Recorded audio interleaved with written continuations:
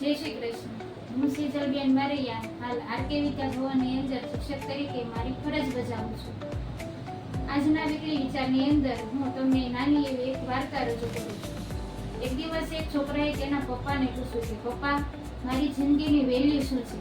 ત્યારે તેના પપ્પાએ એક પથ્થર આપતા અને કહ્યું કે આ પથ્થર લઈ તું બજારમાં જજે અને તને કોઈ એની કિંમત પૂછે તો તારે કશું બોલવાનું નથી, પરંતુ હાથની માત્ર 2 આંગળી છે બતાવવાની છે.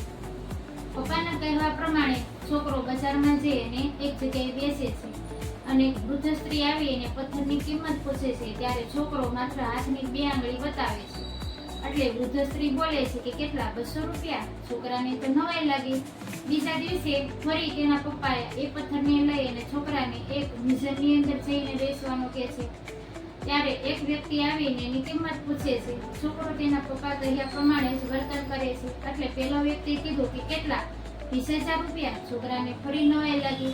ત્રીજા દિવસે તેના પપ્પા એને કહે છે કે આજે તારે આ પથ્થર લઈ અને કોઈ કિંમતી પથ્થરની દુકાને જઈને બેસવાનું છે અને જે રીતે મેં તને કહ્યું છે એ જ રીતે તારે કામ કરવાનું છે.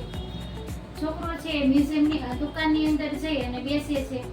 એવામાં એક વૃદ્ધ માણસની નજર આ પથ્થર ઉપર પડે છે અને તરત જ ત્યાં આવીને કહે છે કે આ પથ્થર તને ક્યાંથી મળ્યો? આ પથ્થરની રાહમાં તો મેં મારી આખી જિંદગી વિતાવી દીધી છે.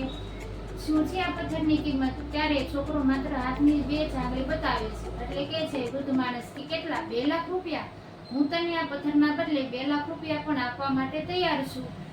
એટલે છોકરો છે ખરેખર ખૂબ જ નવાઈ પામે છે અને ઘરે આવી અને બધી વાત એના પપ્પાને કહે છે. ત્યારે તેના પપ્પા તેને સમજાવતા કહે છે કે બેટા, હવે તને સમજાયું છે તારી જિંદગીની વેલ્યુ શું છે. એક જ પથ્થરના અલગ અલગ સ્થાન ઉપર અલગ અલગ કિંમત થઈ છે, તો એ જ રીતે આપણી જિંદગી છે એની કિંમત પણ અલગ અલગ સ્થાને અલગ અલગ હોય છે. માટે આપણે પણ આપણે જીવનની અંદર ઘણા લોકોની દ્રષ્ટિએ ખૂબ જ કિંમતી હોઈએ છે, તો ઘણા લોકોની દ્રષ્ટિએ આપણું જીવન છે એકદમ વ્યર્થ હોય છે. માટે આપણે નક્કી કરવાનું છે કે આપણે આપણી જિંદગીને કયા સ્થાન ઉપર રાખવું. અસ્તુ. આભાર.